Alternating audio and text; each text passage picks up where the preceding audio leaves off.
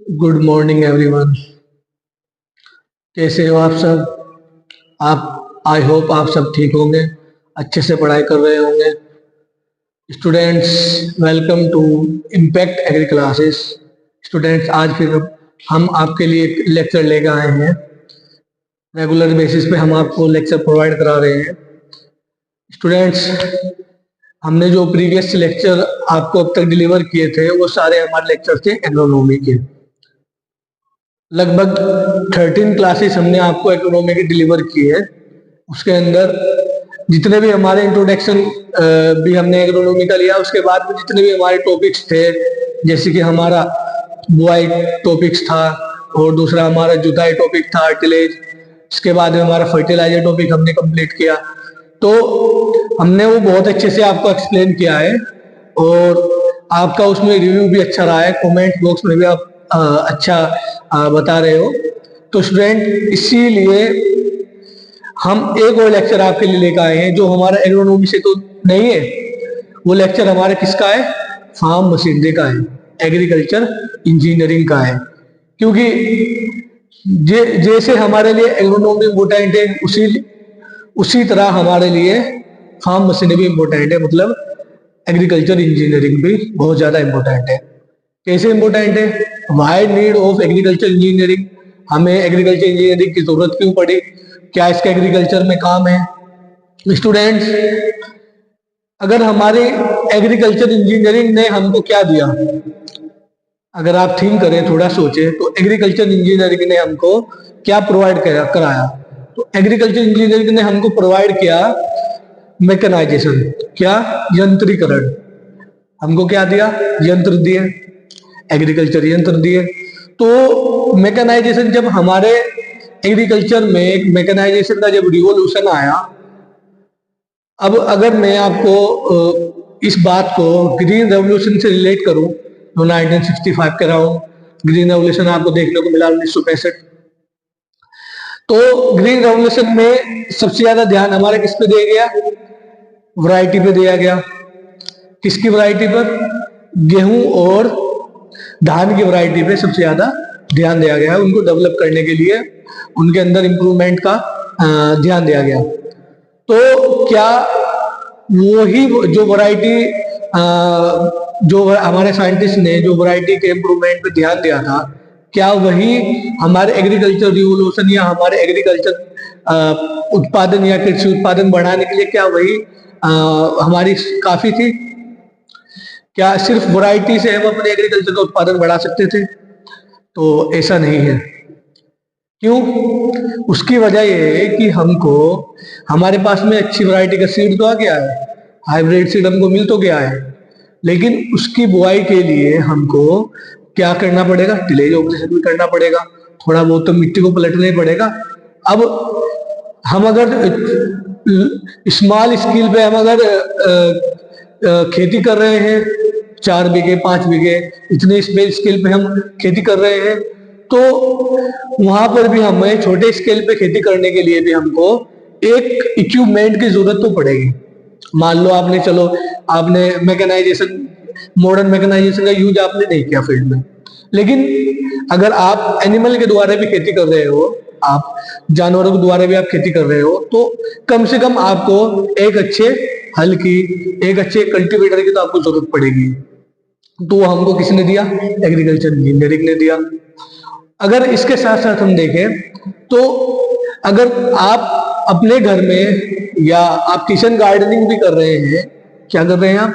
Kitchen gardening भी कर रहे हैं, अपने घर में आप सब्जियां, फल सब्जियां उगा रहे हैं, तो उसको करने के लिए भी आपको एक इंजीनियरिंग इक्विपमेंट की आपको आवश्यकता जरूर पड़ेगी।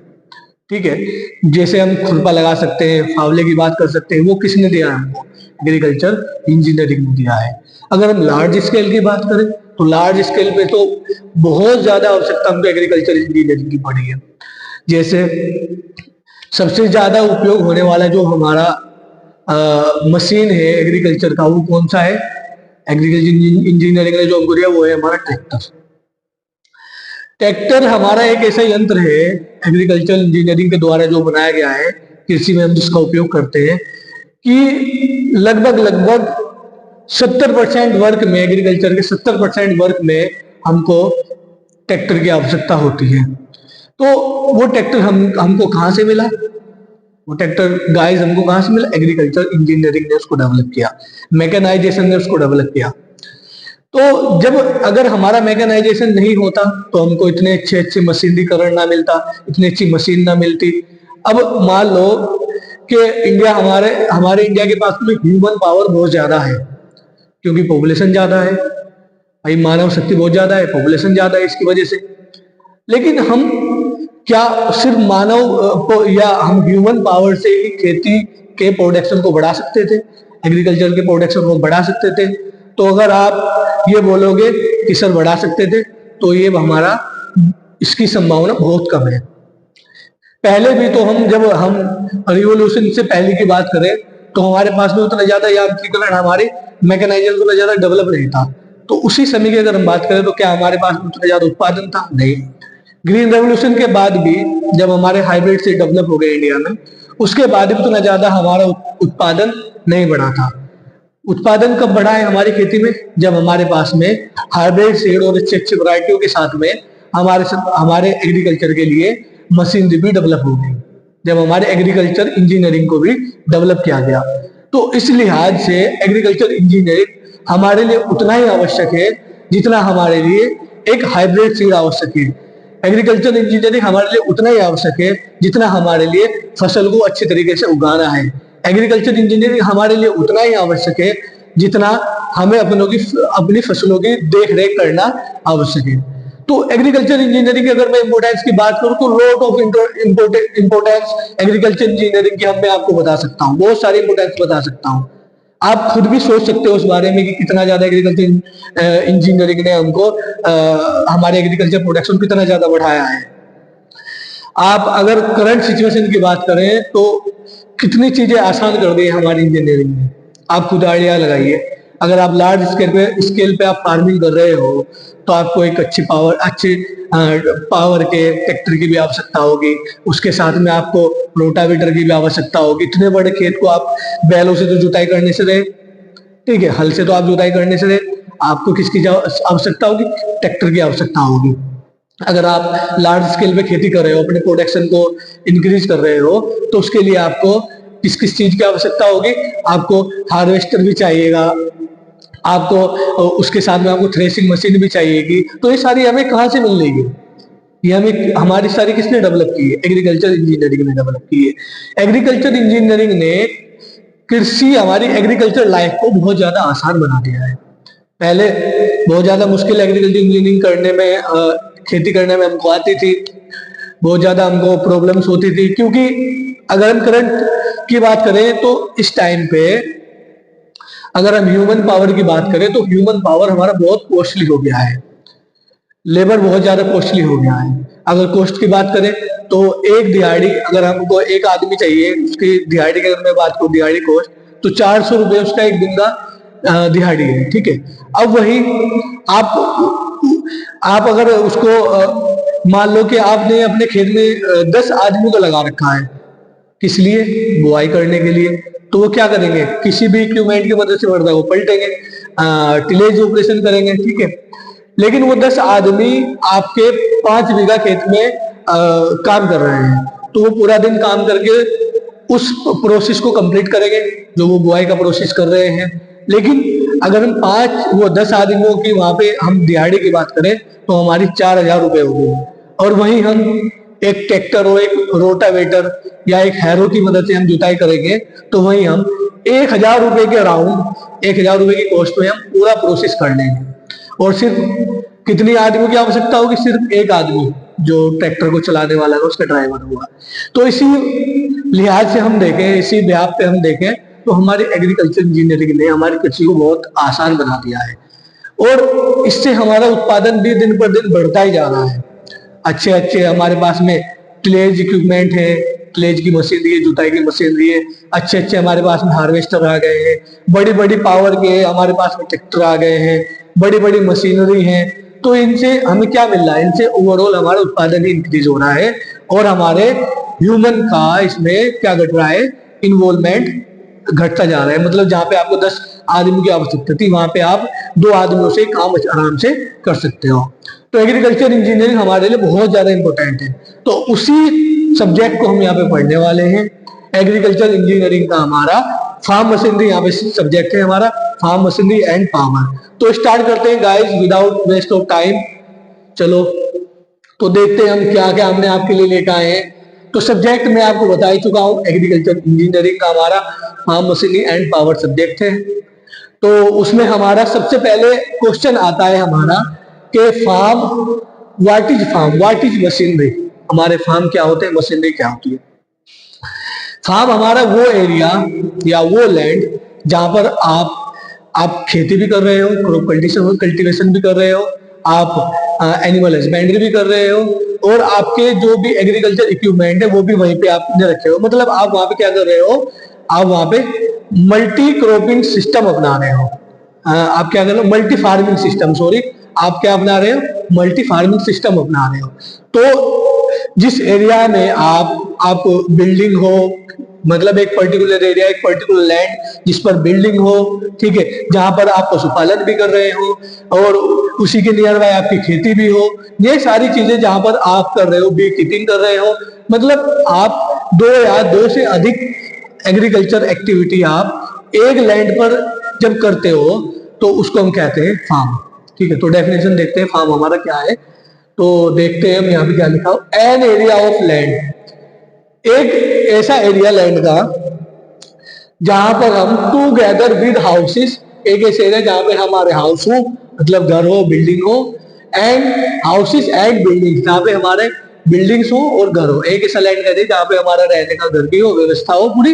ठीक है, यूज फॉर ग्रोविंग क्रॉप्स, भाई हाउस बिल्डिंग किस लिए, और जहां पर हम फसल को उगा भी रहे हो, ग्रोविंग क्रॉप्स भी कर रहे हो, फसलों की कल्टीवेशन भी कर रहे हो, and keeping animal as a business, और जहां पे हम जानवरों को भी रख रहे हो। ठीक है, और हम क्या कर रहे हो, वहां पे 2 या 2 से अधिक एग्रीकल्चर एक्टिविटी एक पर्टिकुलर एरिया पे कर रहे हो और वहीं पर हमारी बिल्डिंग हो। ठीक है, तो उस एरिया को हम बोलेंगे लैंड। ठीक है, आप इसको समझ गए होंगे, मैंने आपको क्या समझाया है, ये डेफिनेशन भी लिखी हुई, इसको आप उतार सकते हो। कोई भी ऐसा एरिया, कोई भी ऐसा लैंड जहां पर हम 2 या 2 से अधिक एक्टिविटी कर रहे हो एग्रीकल्चर की, और वहां पे बिल्डिंग्स भी हो, ठीक है, घर हो, बिल्डिंग हो, ठीक है, तो उस एरिया को हम क्या बोलेंगे, फार्म। आपने देखा होगा जनरली पंजाब में आप चले जाओगे तो वहां पे आपको बहुत बड़े बड़े फार्म मिलेंगे, उनको पंजाब में बोलते हैं फार्म हाउस। आप देखते हो पूरे फील्ड की तरफ, पूरे चक के तरफ जो पंजाबी लोग होते हैं वो बीच में चक के बीच में क्या बना लेते हैं, फार्म बना लेते हैं, और वैसे पूरी अपनी क्रॉप कल्चर को या अपने क्रॉप कल्टीवेशन को क्या करते हैं, मॉनिटरिंग करते हैं, उसकी देखरेख वो वहीं से करते हैं, वहीं पे वो पशुपालन करते हैं। ठीक है, वहीं पे वो अपना फिशरीज भी कर सकते हैं। तो ये ऐसी जगह को हम क्या बोलेंगे, फार्म बोलेंगे। ठीक है, अब फार्म आपको समझ में आ गया होगा। अब बात करते हैं फार्म मशीनरी की। फार्म मशीनरी हमारी क्या है, मैकेनिकल डिवाइस है। क्या है, मैकेनिकल डिवाइस है, mechanical device use for perform agriculture task. एक ऐसा यंत्र, एक ऐसी हमारी डिवाइस, एक ऐसा यांत्रिक हमारी डिवाइस जो हमारे एग्रीकल्चर टास्क में यूज हो रही है। ठीक है, जो हमारे एग्रीकल्चर टास्क में यूज हो रही है। ठीक है, एक ऐसा यंत्र जिसको हम एग्रीकल्चर टास्क कंप्लीट करने में यूज कर रहे हैं, वो हमारी कहलाती है फार्म मशीनरी। ठीक है, तो जैसे कि हम लगा सच एज प्लोविंग, एग्रीकल्चर टास्क में क्या क्या आ सकते हैं, हमारी जुताई आ सकती है, प्लोविंग, उसके साथ में हार्वेस्टिंग यानी कि कटाई आ सकती है हमारी। ठीक है, फिर हमारी क्या आ सकती है, यहाँ पे बुआई आ सकती है, यहाँ पे जुताई, बुआई, और ये सारे हमारे क्या है, एग्रीकल्चर टास्क है, और उसके साथ में इरिगेशन। तो इन सारे टास्कों को कंप्लीट करने में, इन सारे टास्कों को कंप्लीट करने में जिस जिस चीज की हमको मदद की आवश्यकता होती है, और वो हमारी क्या है, एक मैकेनिकल इक्विपमेंट है, उसको हम क्या कहते हैं, फार्म मशीनरी। ठीक है, नेक्स्ट हम बात करते हैं, नेक्स्ट टॉपिक हमारा क्या है, status of farm power in India. ये बहुत ज्यादा इंपॉर्टेंट टॉपिक है आपका farm machinery and power subject का। तो देखते हैं हमारा स्टेटस क्या है फार्म मशीनरी का इंडिया में। तो देखते हैं, the farm power availability in India has increase. हमारी जो फार्म पावर अवेलेबिलिटी है इंडिया की, वो क्या हो गई है, इंक्रीज हो गई है। कितने से, 0.25 किलोवाट पर हेक्टेयर से, जो हमारी कब थी, ठीक है। ये हमारी अगर मैं बात करूं तो 1900 के आसपास, 1951 के आसपास हमारी ये हमारे पास में इतनी किलोवाट पर हेक्टेयर हमारे पास में एनर्जी थी। ठीक है, 0.25 किलोवाट से अगर हम ये बात करें 1951 के आसपास की बात है, उसके बाद में हमारा मशीनीकरण ज्यादा डेवलप हुआ है और ग्रीन रेवोल्यूशन तक 1965 तक हमारे इंडिया में बहुत सी चीजें आ गई थी। ट्रैक्टर वगैरह भी बहुत अच्छे आ गए थे, उतनी ज्यादा अच्छे नहीं थे, उतनी पावर डेवलप नहीं थी, लेकिन ट्रैक्टर वगैरह हमारे आ गए थे। तो उस टाइम हमारे पास में कितनी एनर्जी थी? 0.25 किलोवाट पर हेक्टेयर। ठीक है, अगर हम 2022 जब से 1951 से और 2022 से यानी कि 2022 की बात करें तो 2022 में हमारे पास में 2.5 किलोवाट कितनी थी हमारे पास में पावर थी, एनर्जी थी पर हेक्टेयर। एक हेक्टेयर पे 2.5 किलोवाट हमारे पास में क्या थी? पावर थी। ठीक है, अब नेक्स्ट पॉइंट की हम बात करते हैं। The government aim to reach, government का, हमारी सरकार का इसको बढ़ाने का एक उद्देश्य था। ठीक है, एक उद्देश्य उन्होंने बनाया था, टारगेट था गवर्नमेंट का। 2022 से इन्होंने टारगेट रखा है कितने किलोवाट करने का? 4 किलोवाट, यानी 4.0 किलोवाट पर हेक्टेयर। ठीक है, 2023 तक इसको कितना करने का? 4 किलोवाट करने का। सॉरी, यहाँ पे 2000 हमारा क्या है? 30 है, 2030 है। ठीक है, 2022 से 2030 तक हमारी जो 2.5 किलोवाट जो पावर है पर हेक्टेयर में, एनर्जी इतनी हमको मिल रही है। ठीक है, उसको 2030 में 4 किलोवाट बढ़ाने का उद्देश्य रखा गया है। 4 किलोवाट तक बढ़ाने का उसको उद्देश्य रखा गया है। ठीक है, ऑब्जेक्टिव है सरकार का, एम है। ठीक है, अब नेक्स्ट पॉइंट को हम देखते हैं। India is largest producer and user of tractor. ये भी एक इम्पोर्टेंट डाटा है। हमारा इंडिया क्या है? ट्रैक्टर का सबसे पूरे वर्ल्ड में सबसे ज्यादा यूज करने वाला देश है और प्रोड्यूसर भी हमारा इंडिया ही है। ट्रैक्टर को बनाने वाला भी पूरे वर्ल्ड में फर्स्ट नंबर पे इंडिया आता है। ठीक है, तो अगर मैं बात करूं कितने ट्रैक्टर इंडिया बनाता है हमारे, तो 1 मिलियन यूनिट सोल्ड एनुअली। एक साल में 1 मिलियन ट्रैक्टर हमारे यहाँ से क्या हो जाते हैं? सोल्ड हो जाते हैं, बिक जाते हैं। ठीक है, अब बात करें नेक्स्ट पॉइंट की, तो नेक्स्ट पॉइंट हमारा क्या कह रहा है? Around 21 million electric and diesel pump are use for irrigation. मतलब कहना का यहाँ पे है कि लगभग 21 मिलियन इलेक्ट्रिक और डीजल पंप हमारे इंडिया में इस टाइम पे, पंप किस चीज के पंप? Irrigation pump. ठीक है, सिंचाई करने वाले पंप, ट्यूबवेल। ठीक है, जिनको हम इंजन वगैरह लगाते हैं ना, डीजल इंजन वाले, और मोटर, इलेक्ट्रिक मोटर में जो पंप लगे हुए होते हैं। ठीक है, उनकी यहाँ पे बात कर रहा है। तो 21 मिलियन, आप अंदाजा लगा सकते हो, 21 million electric and diesel pump irrigation में हम यूज कर रहे हैं। ये हमारे क्या है? करंट डेटा है, मैंने आपको दिया है status of farm power in India. ठीक है, अब हम नेक्स्ट टॉपिक पे आते हैं। आपको आई होप ये समझ में आ गया होगा, आप साथ के साथ नोट करते चले। नेक्स्ट हमारा टॉपिक क्या है? Source of farm power. Source of farm power. Generally हमारे पास में फार्म पावर की बात करें तो 2 प्रकार के फार्म पावर अवेलेबल है। कौन कौन सी? एक तो हमारी है मोबाइल पावर, एक है हमारी स्टेशनरी पावर। तो आप सोच रहे होगे सर ये मोबाइल पावर क्या है? तो बेटा, मोबाइल पावर वो होती है जिसके अंदर मोबिलिटी हो, जिसके अंदर मूवमेंट हो। ठीक है, जिसके अंदर गति हो, जिसके अंदर क्या हो? गति हो। मोबाइल का मतलब है ऐसी पावर जो आपके फार्म पे या आपके एग्रीकल्चर वर्क को चलते फिरते कर रही हो।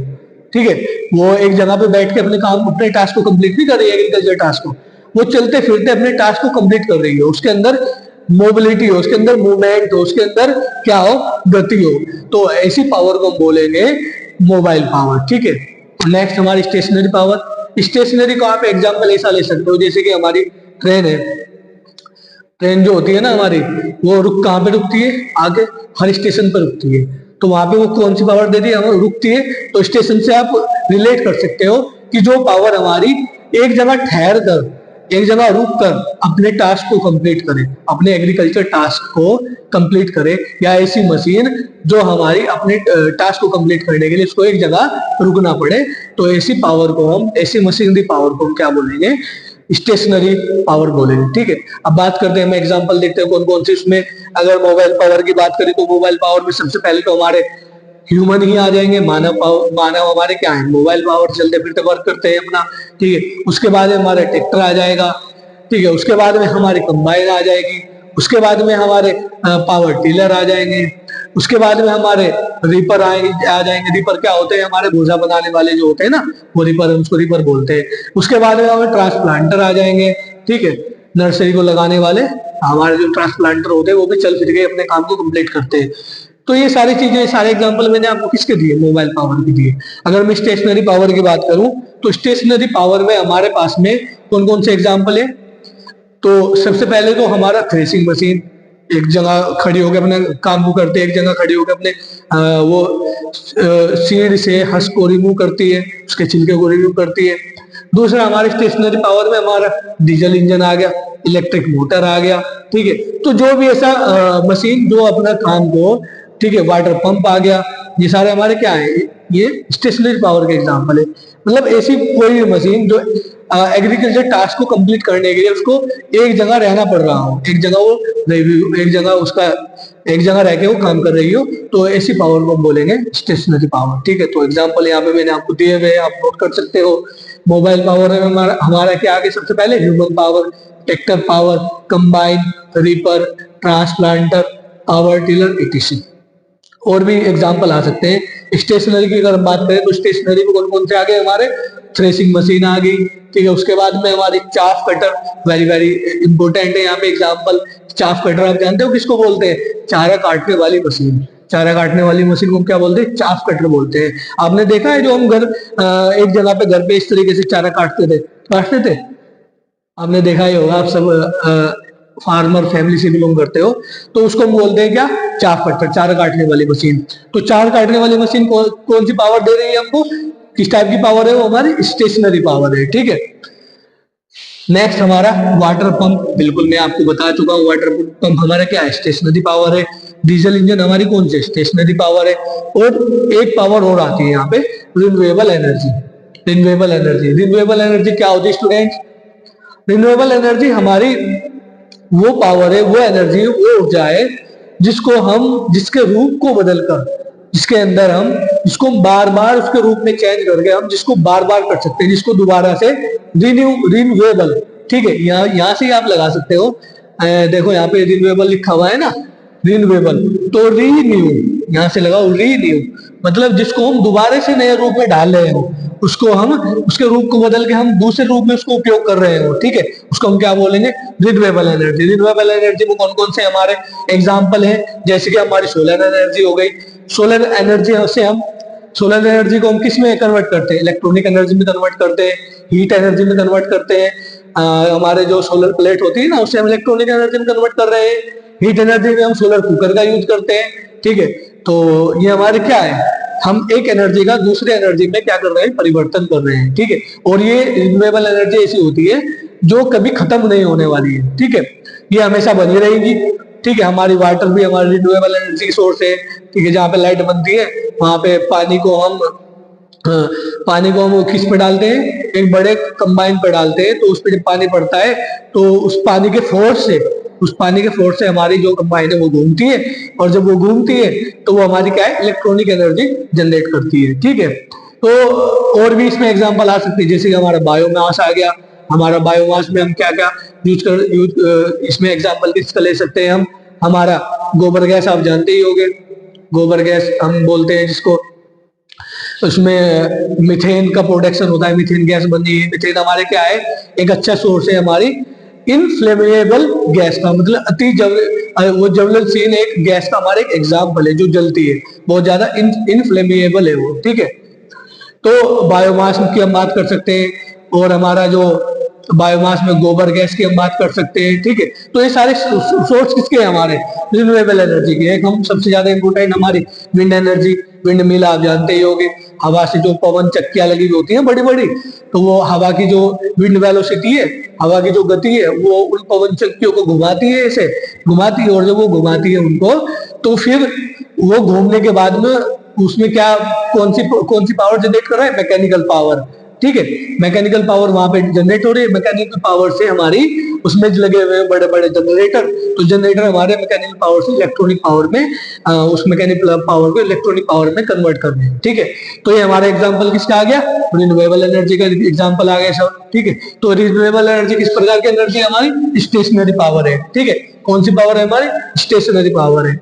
अब नेक्स्ट हम बात करें, यहाँ पे हमने मोबाइल पावर में से सिर्फ एक एग्जांपल हम यहाँ पे डिस्कस करेंगे, और अदर एग्जांपल हम नेक्स्ट फार्म मशीनरी के नेक्स्ट लेक्चर में हम डिस्कस करेंगे। तो देखते हैं हमारा एग्जांपल क्या है, ह्यूमन पावर। तो ह्यूमन पावर की अगर मैं बात करूं तो एक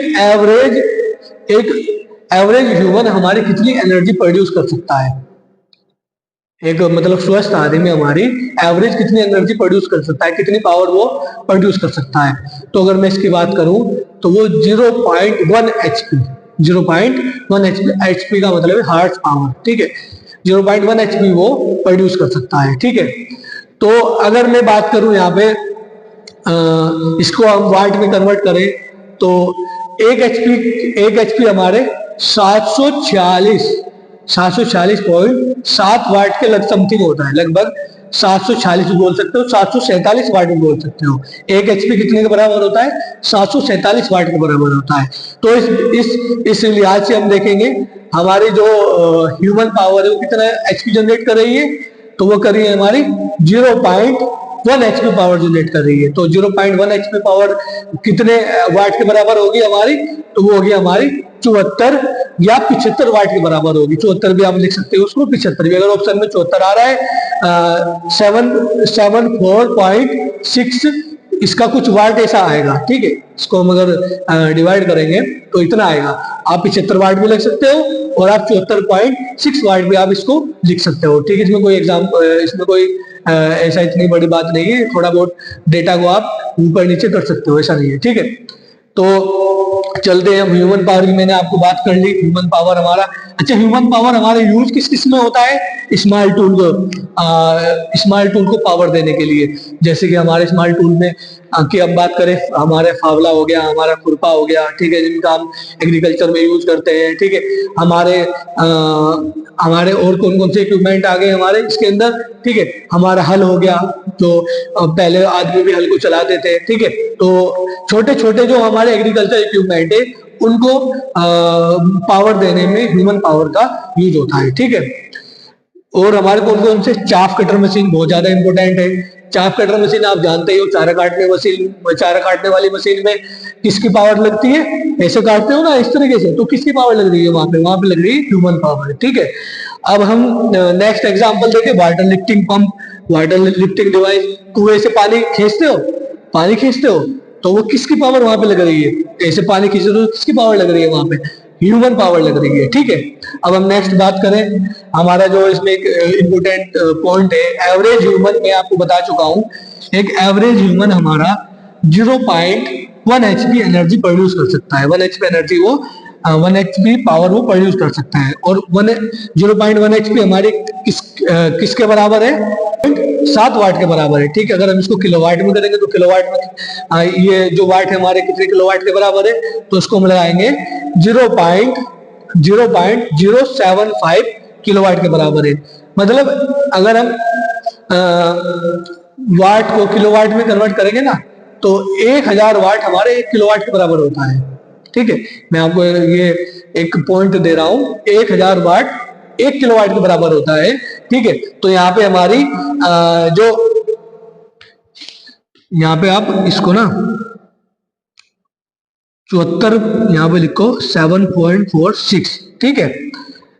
तो 0.1 एचपी एनर्जी प्रोड्यूस कर रहा है हमारे क्या है, एक एवरेज ह्यूमन, ठीक है। और वो कितने के बराबर है, हमारे 74.6 वाट के बराबर है। उसको किलोवाट में करेंगे हम, इसको आप 75 भी लिख सकते हो। तो किलोवाट में करेंगे तो कितनी होगी, 0.075 किलोवाट के बराबर हमारी ये एनर्जी होगी, ठीक है। यहाँ पे मैंने एक एचपी का पावर लिख दिया था, तो ये हमारा क्योंकि एवरेज ह्यूमन 0.1 एचपी प्रोड्यूस कर रहा है ना, तो 1 एचपी थोड़ा ही प्रोड्यूस कर रहा है। 1 एचपी प्रोड्यूस करने के लिए हमें 10 ह्यूमन की आवश्यकता होगी। 1 एचपी पावर प्रोड्यूस के लिए हमको कितनी आदमी की आवश्यकता होगी, 10 ह्यूमन के पावर की आवश्यकता होगी। 10 आदमी की यहाँ पे हमको आवश्यकता होगी, ठीक है, 1 HP पावर जनरेट करने के लिए, ठीक है। लेकिन एक आदमी कितनी कर रहा है, 0.1 HP प्रोड्यूस कर रहा है। लेकिन यहाँ पे अगर हम बात करें सस्टेन वर्किंग, जो हमारा एवरेज ह्यूमन है, सस्टेन वर्किंग का मतलब ये है ऐसा आदमी जो लगातार हार्ड वर्क कर रहा है, लगातार वो काम करता है, ठीक है। आप उसमें लेबर का भी एग्जांपल ले सकते हो, एक सस्टेन व्यक्ति जो लगातार काम कर रहा है। अब मतलब हम जैसा आदमी कभी कभी खेती करने वाला आदमी अगर खेत में जाएगा तो जाते एकदम पूरी ताकत लगाएगा तो हमारी एनर्जी हम ज्यादा एनर्जी लगा सकते हैं। लेकिन जो लगातार आदमी काम कर रहा है खेत में, या जो लगातार अपना हार्ड वर्क करता है, वो अपनी एनर्जी उतनी ज्यादा नहीं लगाएगा जितनी ज्यादा हम लगाएंगे। तो वो कितनी एनर्जी लगाएगा वो लगाएगा हमारी 60 वाट, कितनी 60 वाट हमारी वो एनर्जी अपनी प्रोड्यूस करेगा, ठीक है। नेक्स्ट है हमारा, अगर हम यहाँ पे मैन की बात होगी, एक मैन 60 एनर्जी प्रोड्यूस करेगा, ठीक है, 60 वाट एनर्जी प्रोड्यूस करेगा। अगर हम यहाँ पे वुमेन की बात करें, हमारी औरतों की बात करें, ठीक है, तो वो कितनी 48 वाट एनर्जी प्रोड्यूस करेंगे, ठीक है। कौन सी मैन की बात हो रही है यहाँ पे, सस्टेन जो लगातार काम कर रहा है, उस आदमी की बात हो रही है, और उसी औरत की बात हो रही है जो लगातार काम करती है, वो हमारी 48 वाट एनर्जी जनरेट करती है। अब यहाँ पे अगर हम लगातार काम करने वाले बच्चों की बात करें तो बच्चे हमारे 30 वाट एनर्जी प्रोड्यूस कर सकते हैं। तो ये डेटा बहुत ज्यादा इंपॉर्टेंट है, आप इसको अपनी कॉपी में नोट कर लो अच्छे से। अगर नोट नहीं कर रहे हो तो स्क्रीनशॉट ले लो, बहुत ज्यादा इंपॉर्टेंट है एग्जाम पॉइंट ऑफ व्यू से, competitive exam point of view से भी, और academic exam point of view से भी, ठीक है। आई होप आपको मेरे लेक्चर से समझ में आ गया होगा। लेक्चर लंबा हो रहा है तो हम अपने लेक्चर को यहीं पे समाप्त करते हैं। नेक्स्ट लेक्चर में हम फार्म मशीनरी एंड पावर पे लेकर आएंगे आपके लिए, ठीक है। उसमें हम नेक्स्ट जो हमारे सोर्स है फार्म पावर को वो डिस्कस करेंगे। हमने अभी ह्यूमन पावर डिस्कस किया है, फिर हम ट्रैक्टर पावर को डिस्कस करेंगे, ठीक है। तो तब तक के लिए अच्छा लगे तो आप लेक्चर को सब्सक्राइब कर सकते हो, और हमारे चैनल को सब्सक्राइब कर सकते हो, और बेल आइकन को प्रेस कर सकते हो, क्योंकि रेगुलर बेसिस में आपको अगर नोटिफिकेशन आपको चाहिए तो बेल आइकन को आपको सब्सक्राइब करना पड़ेगा, ठीक है। और उसके साथ साथ में आप वीडियो को लाइक कर सकते हो। Thank you.